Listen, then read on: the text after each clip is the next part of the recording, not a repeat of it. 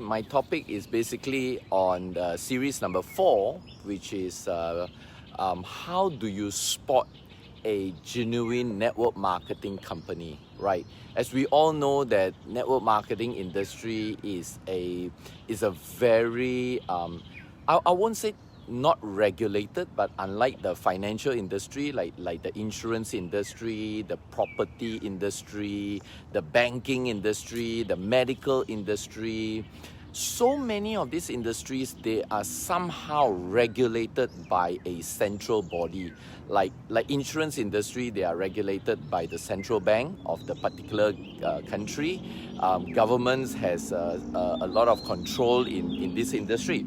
So, but if you look at network marketing as an industry, basically network marketing is formed by individual business owners.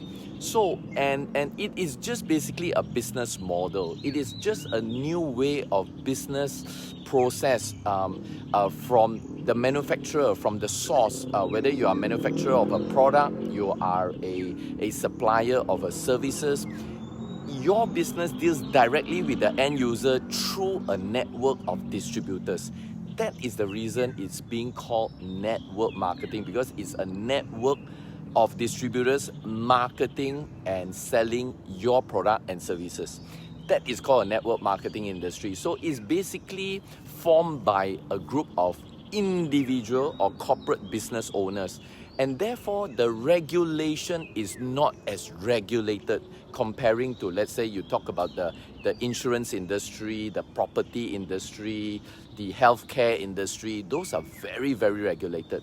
So because of this not so regulated situation, there are a lot of people that actually take advantage of going into this industry looking like a network marketing industry, a network marketing player, but they are not. Okay, so they are basically, some are Ponzi scheme, some are there for short-term basis, some are there just to ride on the wave, just to make a chunk of money in a short period of time, and therefore a lot of victims arise. You know, a lot of people lose money, a lot of people lose trust, lose relationships, some even lost their family, their time are wasted, and a lot of damages has been created along the way while this company tries to profit from the industry. So what I'm trying to say here is, therefore, you need to really have a certain guidance, a certain, a certain guideline of how you can actually spot a genuine network marketing company. And through my years of experience, more than 15 companies that I've been involved in the span of like 20 to 25 years, I want to share this series with you guys. And today's series is basically series number 4. I talk about, is the network marketing company that you are involved with, are they serious or are they investing in the business? Now, what do I mean by investing in the business? One of the biggest telltale sign is, are they investing in the infrastructure for you to do the business? For example, are they opening up locations? Are they opening up offices around the world or in your area, whatever? If it's a local company, you know, maybe some branches around your city, in your country. And if it's a global company like the one that I'm attached to, are they opening up countries after countries, you know? And the reason why they want to do that instead of asking you to do it is because your role is basically to distribute the product as a marketer. The role of the manufacturer, the principal company that's running the network marketing business, should be to open up the highway for you.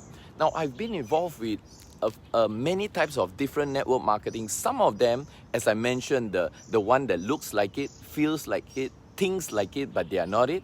You know what they do? They even come out with a scheme where they don't open up. Let's say they want to open up a country, let's say Africa. Okay, I'm just giving an example. They want to open up Africa, but they don't want to invest because maybe due to they are in it for short term. They don't want to take so much risk. They are not looking at the big picture. Whatever the reason is, you know what they usually will do? They usually will then have a separate private discussion with a certain key leaders or certain individuals they deem as their exclusive distributor. They give them extra profit sharing, they give them extra whatever. It's like an extra benefit, and they get these people to open up on behalf of the office. Now, to me, I look at it, there's nothing really wrong about that. It's just that if you think about this, the company should be involved in the offices, the management, because if you get a distributor, if you get the field to play a role of the office, the management, there will be a lot of sensitivity issues that arise. Things like whose network will the people get into? And although some people say, no, I am very unbiased, I am very neutral, you know, I'm very, how should I say, I stand just. But you know, humans, there's a lot of leeway where people will just take advantage of that situation. And therefore, I always feel that the opening up of offices on behalf of the principal company should be done by the principal company itself, not by the field, not by the distributors.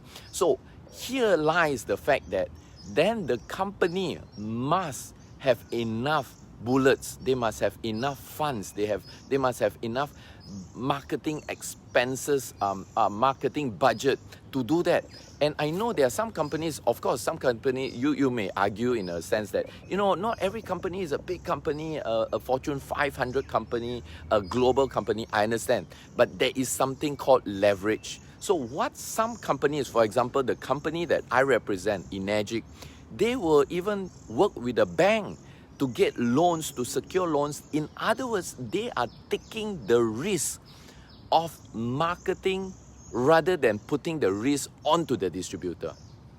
Now, I would strongly recommend you to look at this point as a very, very big telltale sign, whether it's a genuine one or not. Because if the company is really genuine, they will take most of the risk and just let you focus, because your role as a network marketing distributor is basically to focus on marketing and selling of that company's particular products or services.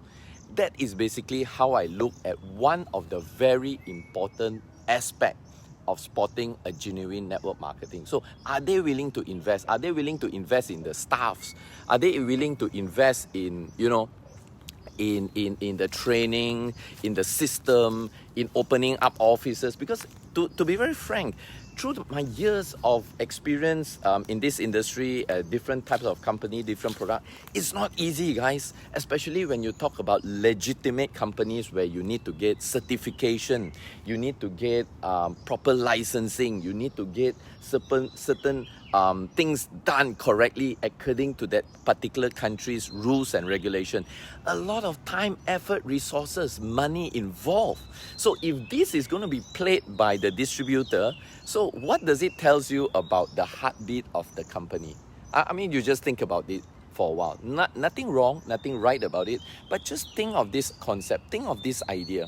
Okay, so I feel that this particular role should be played by the principal company itself. Okay, so if you were to look at most of the legitimate big companies, the ones that has been around for quite some time, you know, I don't want to mention names, but you know who are they. You can see that nearly every countries, every cities that have their offices are usually owned by the principal company, not by the distributor.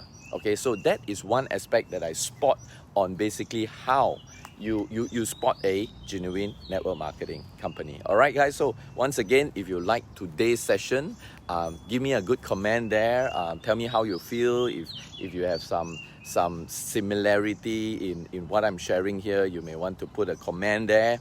Let me know what you think, and if you have experiences seeing companies that actually do not invest in opening their own branches. They get, you know, their distributor to be part of the investment and things like that. Please give me a comment. And of course, if you like today's sharing, you like today's information, I strongly encourage you, because this type of information usually are not shared openly like what I'm doing right now. Not because people don't want to share, but sometimes people don't look at this that way, or sometimes they don't have that years of experience to compare the various different types of companies. So I am very blessed to be able to see all this through my years of journey in this industry.